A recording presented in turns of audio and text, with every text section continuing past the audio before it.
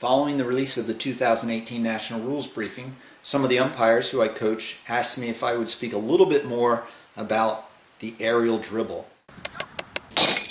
because they have questions about an aerial dribble that doesn't go directly at a defender, but this old notion that if a defender were to come into close proximity of the aerial dribbler, or an attacker were to get close to a defender, that the attacker has the responsibility, and I'm using finger quotes around this, the responsibility to lower the ball to the ground.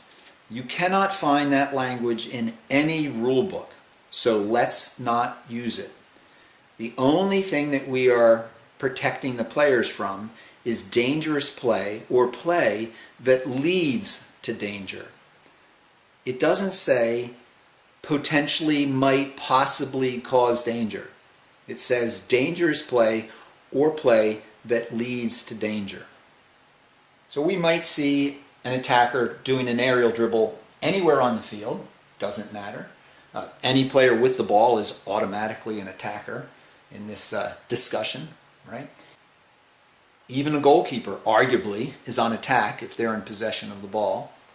They just can't do very much attacking with it because they're not allowed outside their defending quarter of the field. But let's say that there's an attacker doing an aerial dribble down in this direction, and they're heading just to the back line. They're not turning towards the defense. We can say the same thing is happening here. Again, it doesn't really matter where this player is for the sake of this conversation. And obviously, this attacker gains the attention of a defender, and a defender might come running in to defend, or from this side, doesn't really matter. The point is that the attacker is not dribbling directly at a defender.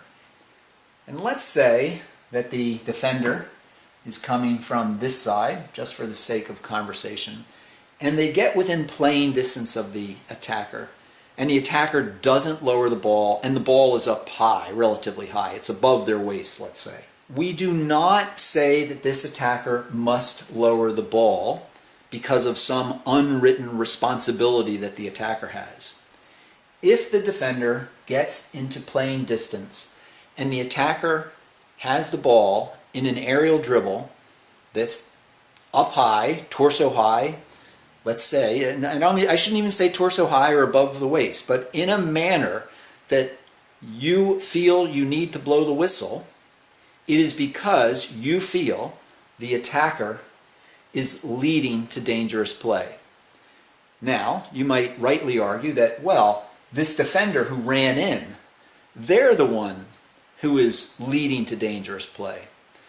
But as a field hockey community, we have agreed the player that is held responsible is the one that raised the ball. So this player raised the ball, it's well above their knee, and this player comes running in. We're going to hold the attacker responsible if they lead to dangerous play. So we blow the whistle, we point in this direction. The coach wonders, whoa, why did you do that? Please do not say, it's the responsibility of the attacker to lower the ball when the defender comes in close proximity. No, that's not it. It's just this attacker, we felt in our judgment, was leading to dangerous play. Period. End of report. And let's think about some reasons why. Well, for example, let's predict that this player is running in, just so I can have the marks on the board already. And the attacker performs this air dribble and comes this way and turns towards the defender. Well, it's easy, right? No problem. We're going to blame the attacker for leading to dangerous play.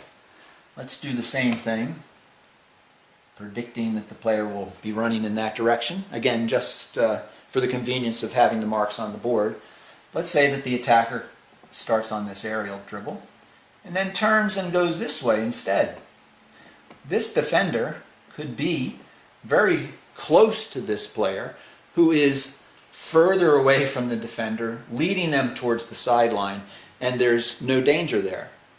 And this attacker is not leading to dangerous play because they're running away from the defender.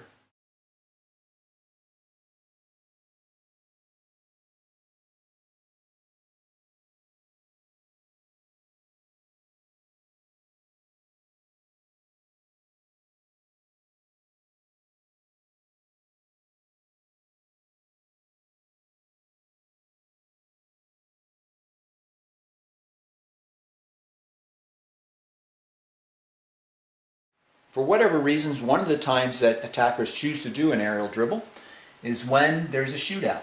So we've got the attacker there, and we've got the defender, the goalkeeper, and everything is ready to go. And this attacker decides they're going to do an aerial dribble, right?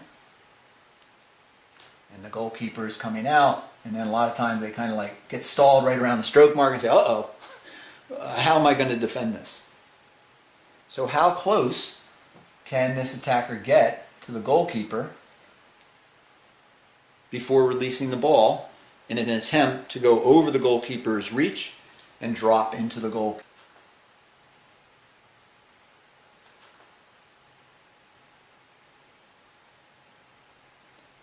Well, the answer is very close, because the goalkeeper is so well protected. Obviously, the attacker is not allowed to hit the goalkeeper with their stick, but they are allowed to hit the goalkeeper with the ball.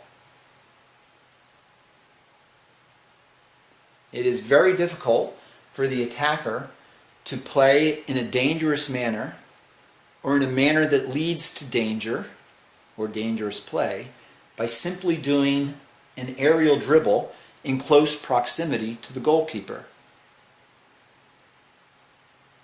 Again, they are not allowed to hit the goalkeeper with their stick, but they are allowed to hit the goalkeeper with the ball or release the ball in very close proximity to the goalkeeper, going over their head or under their arms or through their legs.